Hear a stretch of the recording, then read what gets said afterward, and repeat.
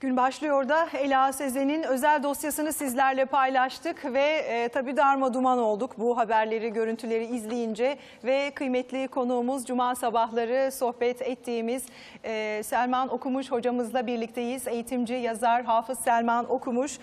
Hocamla biz aslında dünya sahnesinde olan bitenleri konuşalım diye planladık ama işte bu olaylar da eşler arasında olabiliyor hocam. Günaydınlar. Ben öncelikle güzel, hayırlı cumalar diliyorum size, evet, izleyicilerimize. İnşallah selam olsun bütün izleyenlere, sesimizin ulaştığı her noktaya. Dua ile başlamak, dua ile bitirmek lazım.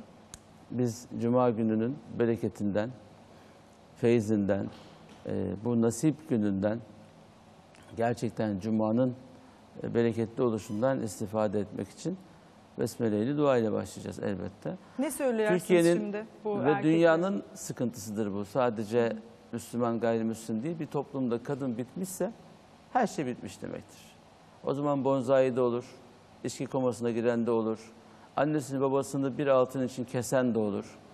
Annesini babasını takmayan, dinlemeyen zaten toplumun gerçekten artık dibine koyulmuş dinamittir. Her an her yerde patlayabilir.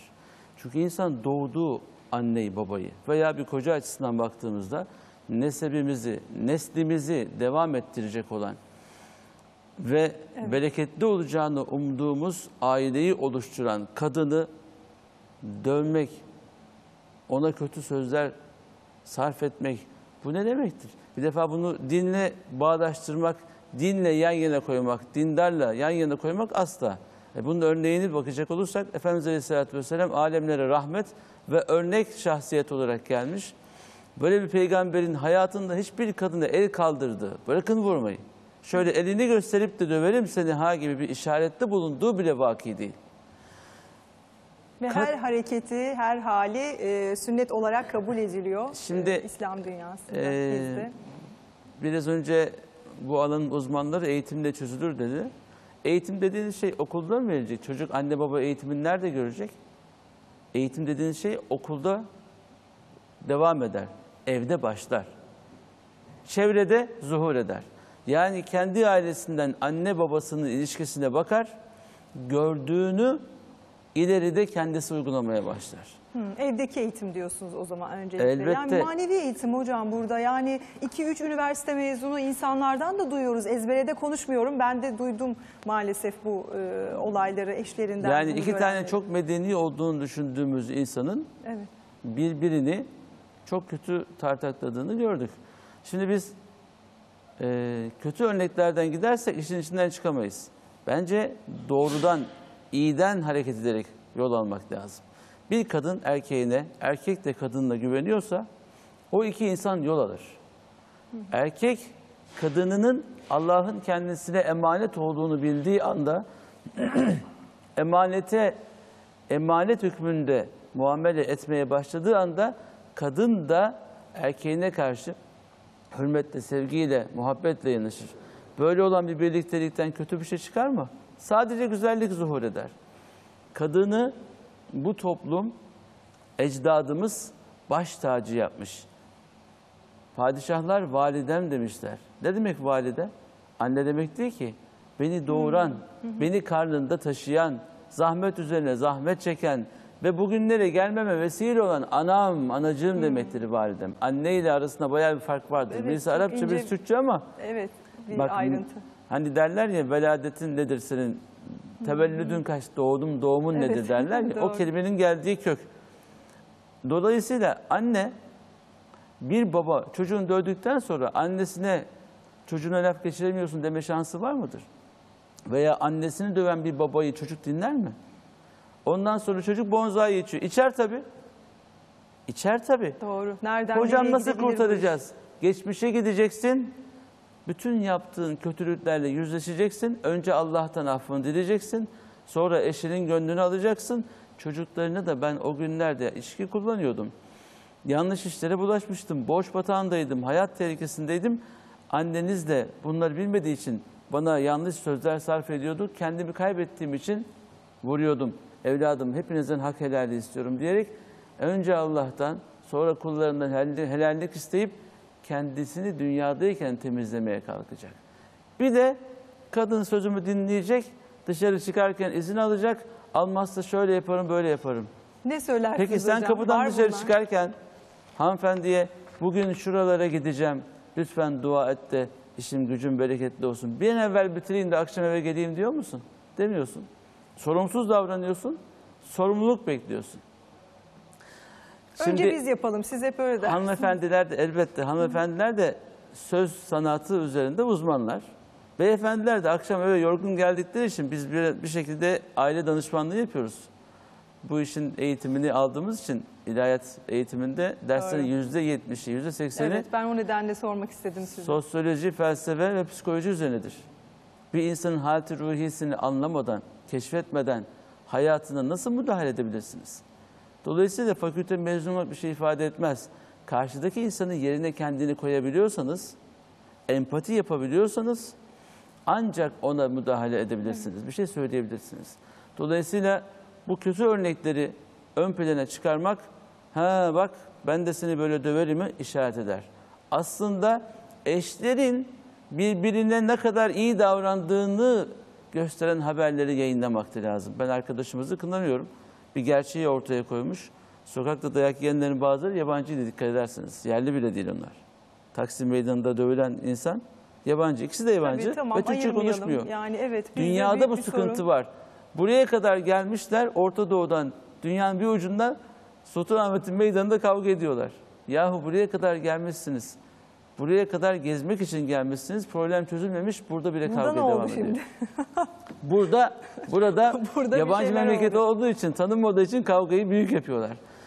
Şimdi buradan Efendimiz Aleyhisselatü Vesselam'ın hayatına gitmek lazım. Tabii. Hanımefendileri mescide davet ettiğini biliyoruz. Onlar özel hallerindeyken bile gelin mescidin içine girmeyin ama hemen yanı başından dinleyin. Bayram namazına gelin, cuma namazına gelin. Haftada bir gün sadece onlara sohbet verilmiş, haksızlık olmasın diye. Bir gün sabahtan akşama kadar hiç erkek kabul etmiyor. Sadece hanım sahabeler ne sorarlarsa dinleyeceğim ve cevap vereceğim. Dolayısıyla Efendimiz Aleyhisselatü Vesselam gece ibadet etmek için hanımından izin alıyor. Bakar mısınız ya şu inceliğe? Doğru, onun zamanını Müsaade belki eder alabilir, misin? ne kadar ince. Ben bu gece Rabbimle buluşmak, ibadet etmek istiyorum. Çünkü sen benim eşimsin. Ben de senin eşinim ve senin benim üzerimde hakkın var. Ve ben senden bu gece için müsaade istiyorum. Müsaade ederse namaza başlıyor, dua etmeye başlıyor. Ben peygamberim, benden daha iyi mi biliyorsun? Yat aşağı, ben namaz kılacağım demiyor Efendimiz Aleyhisselatü Vesselam. Örnek alacaksak örneğin en güzeli karşımızda. Falanca köyde, falanca memlekette birisi sokak ortasında eşini dövüyorsa o adam kendini kaybetmiştir. Ya ruh hastasıdır, ya ruh hastasıdır ya da öyle bir söz sarf etmiştir ki erkekliğine, namusuna, haysiyetine veya akrabasına, annesine, babasına. Şimdi bizim ülkemizde şöyle bir gerçek var. Kötüyü söylemiyorum diyoruz ama aklımıza geliyor. Kadın kocasından şikayetçi, ona söylemeden gidiyor annesine şikayet ediyor. Gidiyor arkadaşının hanımını anlatıyor. O da kocasına söylüyor, dönüyor. Kendi özel iç meselesi başkasının ailesinin içinden birisinden dönüp kendisine geliyor. Ya hanım sen bizim sırrımızı neden ifşa ediyorsun? Sen bana bir şey söyledin de ben mi görmedim? Farkında olmadan yapmışım. Söyle bir daha yapmayayım. Affedersin. Affedersen bir daha yaparsın. Bir de böyle bir şey var. Affetmiyorum demeyeceğiz. Düzeltene kadar. Bu insan bizim karşımıza çıkmışsa bize bir şey gösterecek, bir şey öğretecek. Yani evleniyoruz, imza atınca tamam oldu bu iş. Öyle değil. Tabii. Bu insanı Asıl Allah orada karşımıza başlıyor. çıkardı ve bize bir şey öğretmek için var. Dünyaya mükemmelleşmeye geliyoruz, tekamüle geliyoruz. Olgunlaşarak geliyoruz. Benim bir hocam var, 106 yaşında. Hanımefendiler, hanımlar, kızlar, evlatlarım der. Lütfen olgunlaşın. Eğer olgunlaşmaz, ham giderseniz orada cehennem var. Orası ham halinize Olgunluk alacak. sınavı da galiba bu insanı kaybetme noktasına getiren olaylarda başlıyor. Kaybetmemek için değeri tutmak lazım. Hanımefendi, beyefendi. İşte efendim evlilikler 5 yılda, 10 yılda bir sarsılıyor bilmem ne. Elektriğimiz artık yok, birbirimize karşı uyumumuz yok. Hocam 1-2 ayda oldu artık. Besmele, dua ve iyi niyetle başlayan her şey güzel gider. Ama beni ne zaman aldı? Ya komşular birbirine bir araya geldi mi, gittim bütün ev okumalarında, toplantılarında, dualarında şunu söylüyorum. Allah aşkına kocasının kendisini aldattığını söyleyen hanımefendiyi dinlemeyin. Nasıl dinlemeyin? Doktora anlatın diyeyim. Hanımefendi duyuyor. Acaba benimki de beni aldatıyor mu diyor. O da başlıyor bu sefer kocasını takip etmeye. Tamamlamaya değil, takip etmeye, açığını bulmaya. Tabii, Bir dedektifler kadın falan giriyor açık işin. bulmak için kocasını takip ederse o adam açık yapar. Bulmak için. Çünkü yapmasını bekliyorsun. Yapmasını beklemeyeceksin. Benim eşim yapmaz, yapamaz, yapmamalı. Çünkü ben ona bütün vazifemi yapıyorum. Ya yaparsa Ben- hocam? Ya olursa, ya bu olaylar olursa Tamam işte. yaşanır. Ne dersiniz? Ya o yaparsa durumlarda? dediğimiz an yapıyoruz. Korkularımız devreye giriyor. Korkularımız. Tamam, baştan iyi niyetle Şimdi yaklaşacağız. Anladım. Dünyanın sıkıntısı bu zaten ya. Bugün yani insanlığın sıkıntısı, varoluş nedeni. Yani bir insanın bir insanla beraber olması sadece insanlığın üremesi olayı değil. Fikir birliği, gönül birliği, maneviyat birliği. Ben eşimi ne kadar zinde kılabilirim? Onu ne kadar manevi zenginliğe eriştirebilirim? Nasıl yüzü tertemiz olur, aydınlık olur, parlak olur? Bu temizlikten geçer. Sadece banyoda yıkanmak maddi temizlik değil, manevi temizlik, iç aleme dönüş. İçimize dönüşümüz çok önemli. Biz içimize bakmıyoruz ki. Parfüm sıkıyoruz, işte makyaj yapıyoruz, bakım yapıyoruz, güzel kıyafet giyiyoruz, estetik kozmetikler. yapıyoruz, kozmetikler. Doğru. Bunlar değil, içimizi güzelleştirelim. Ona gelelim isterseniz. Tabii, o çok içimizi- önemli. Aile için de çok önemli. Tabii. Şimdi içimizi güzelleştirmediğimiz zaman dışımıza bir şey yansımaz ki. Makyaj kalktığı zaman ne olacak? Bu gündüzün gecesi de var, gecenin sabahı da var. Uyanıyoruz, garip bir şekilde kalkıyoruz. Gece rahat yatmak isteyen gündüz güzel yaşayacak, güzel dua edecek. Gece rahat yatacak ki sabah güzel uyansın. Biz akşamleyin sabahleyin başımıza ne gelecek diye uyanıyoruz. Bir dedikodu yapıyoruz, eyvah bu dedikoduyu kocam duyarsa, arkadaşım duyarsa. Ya niye yapıyorsun? Şu dili Hiçbir tutmak söz, zaten çok hiçbir önemli. söz boşta kalmaz. Mutlaka gider yerini bulur. Kendi kendinize söyleseniz bile gidip buluyor, biliyor musunuz? Mesaj çekiyorsunuz. Yanlışlıkla tuşa bir basıyorsun, gidiyor, daha geri çekemiyorsun. Gitti. Eyvah. Bitti. Hep hocam bu teknolojiler, bu telefonlar zaten mahvetti yani. Teknolojiyi biz kullanacağız. O bizi kullanmayacak. Tweet atıyorsun. Sorumlusun kardeşim. Face atıyor adam. 60 akşamdan beri 4 tane. Sabah bir baktım, affedersiniz burasında yanlış var. Onu değil de bunu kullanalım. Yahu mübarek, 1000 defa soracaksın, bir defa yapacaksın. Ve yaptığın bir şey gidiyor. Artık senin o düzeltmen kâr etmiyor. Şimdi biz burada sorumluyuz. Her harfimizden, her kelimemizden siz de sorumlusunuz. Yayınlayan kardeşlerimiz de sorumlu. Neden? Bir milletin kaderine müdahale ediyoruz. Ecdadın bize bıraktığı mirasa ya hakkaniyetle davranıyoruz, emanete riayet ediyoruz ya da haksızlık yapıyoruz. Milyonlarca insanın, şimdi yaşayan ve bundan sonra yaşayacak olanların. Bakın haberde geri gidiyoruz. 20 yıl, 30 yıl önceki yanlışlarımızı görüyoruz. İstersek bir gün şöyle sesimizi bir kayda alalım. Akşam dinleyelim. Ben bugün ne kadar boş laf yapmışım, ne kadar sövmüşüm, ne kadar övmüşüm. Lütfen iç yolcumuzu yapalım. Şöyle bir içimize dönelim. İçimizdeki karanlıkları aydınlatalım. Ben doğru bir adam mıyım? Doğru bir hanımefendi miyim? Yalancı mıyım? Doğrucu muyum? Allah'a kulluk hususunda ne kadar ne yapıyorum, ne kadar ne yapmıyorum? Bunlara bakmak lazım. Biz içimizi karartmışız. Dış dünyamız aydınlık olsa neye yarar? Dışarıdan çok fazla bekliyoruz dediğiniz gibi gelecek tepkileri, reaksiyonları. Ben şimdi bu aile konusunu konuşurken şimdi telefon almıyoruz, tweetlere de bakmıyorum, maile de bakmıyorum. Şöyle bir soru olabilir. Ben bu haksızlıkları yaşıyorum. Evet. Öyle ya da böyle işte az önce siz dediniz başka belki kişilerle münasebet ya da şiddet konusu. Ne yapmalı, ne önerirsiniz? Yani çoluğu çocuğu için bu sıkıntıları yaşamaya devam edenler var. Sizin öneriniz ne olur? Ben gerçekten danışmanlık yapıyorum ailelere 20 yaşımdan beri. İnsanlar, Ne diyorsunuz? bakın burada yapılacak şey şu. Bir, dua edeceğiz. Duamızın da arkasında duracağız. Dua etmiyoruz. Dua Yani olmadığı için düzelsin diye mi bu durum dua etmeleri? karşımızdaki insanın namussuzluğu bizim karşımıza geliyorsa biz acaba niye bununla karşı karşıyayız? Önce bunu bir düşüneceğiz. Bir adam bize tokat attığı zaman ben bu tokatı niye yedim? Tokatı atan el mi, tokatın sahibi mi? Şimdi bir arabanın kapısına geliyoruz, anahtarı kapıya yerleştiriyoruz, açıyoruz. Kapıyı anahtar mı açtı, el mi açtı? Evet, işte bu biraz tartışmalı bir durum. Tartışmalı değil. Daha da ötesi bu bakın anahtarı tutan el, eli zihin, beyin kontrol ediyor. Peki beynin, zihnin, bedenin, ruhun sahibi kim? Allah.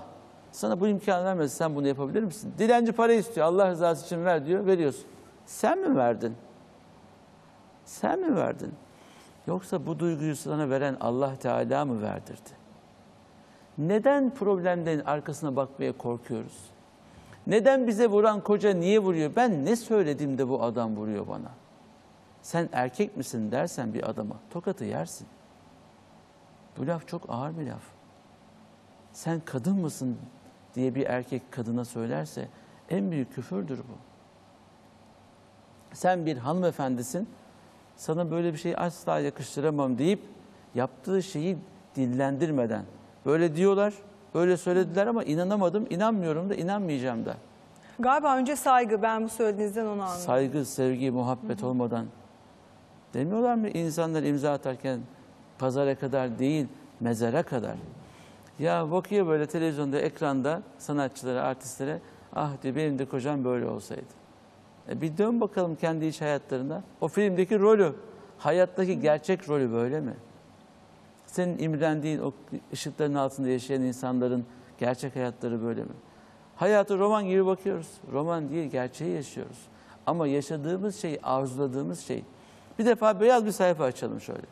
Peki. Hayallerimizi Şimdi yazalım. Sona doğru evet Lütfen. bunları sizden somut olarak alalım. Şöyle hayallerimizi bir yazalım. Tamam. Hayallerimizi yazdıktan sonra ikinci sütuna da bizden beklenenleri yazalım. Yani ne yapmak istiyoruz? Şunları yapalım. Yapmak istediklerimizi yazalım.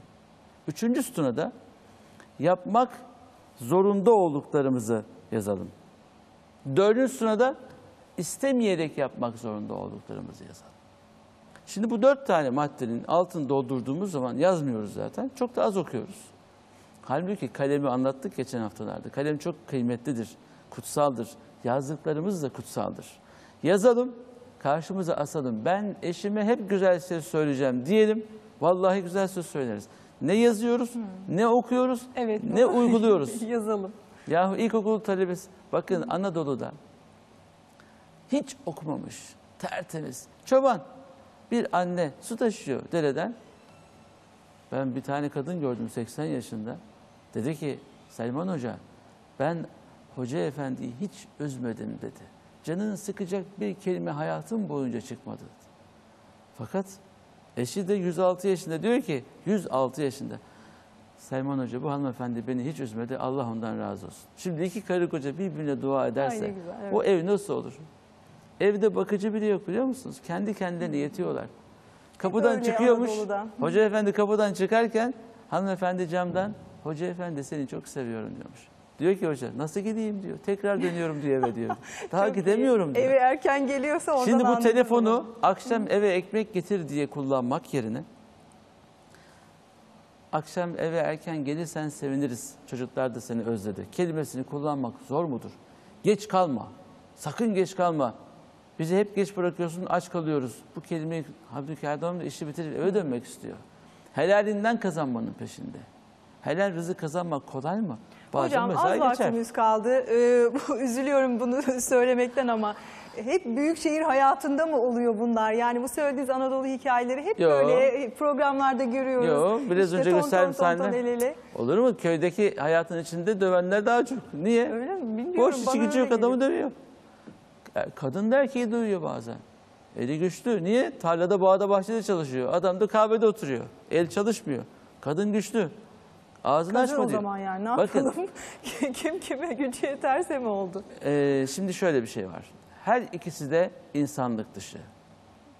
Söze gücü yetmeyen güce sarılıyor. Bize bu yakışmaz. Evet, çok güzel İnsana söylediniz. yakışmaz. Sözün bittiği yerde başlıyor. Doğru söylüyorsunuz. Yani söz bitiyor da karşıdaki insan kontağı kapatmış, elektriği kesmiş, duvar olmuş, konuşma dinlemeyeceğim seni diyor. Böyle iş çözülür mü? Ama ne olursa olsun gönülleri ılık tutmak lazım. Muhabbeti en başa koymak lazım. Sevginin olmadığı yerde hiçbir şey olmaz. Kavganın olduğu yerde hiçbir şey olmaz. Toplumda bir kadın bitmişse her şey biter. Osmanlı kadını baş tacı yaptı. Bu memleketi, bu toprakları Allah aşkına kim yönetti? Akıllı kadınlar yönetti. Nasıl yönettiler? Çocuklarını yöneterek. Padişahları anneler yetiştirdi, tahta çıkardı. Bahtını da onlar hazırladı. Ne ile? Çöküşe götürerek. Aziz yapan, Doğru, kadının elindeydi. toplumu aziz yapan, yükseğe getiren kadındır. Kadın değerini bilecek, bereketini bilecek, enerjisine güvenecek. Allah'ın yaratma sıfatını taşıyan kadındır. Kadın doğuruyor çocuğu. Doğuran, bakan, büyüten, peygamberleri doğuranlar analardır. Bugün peygamber bir daha gelmeyecek Kur'an'ın ifadesiyle.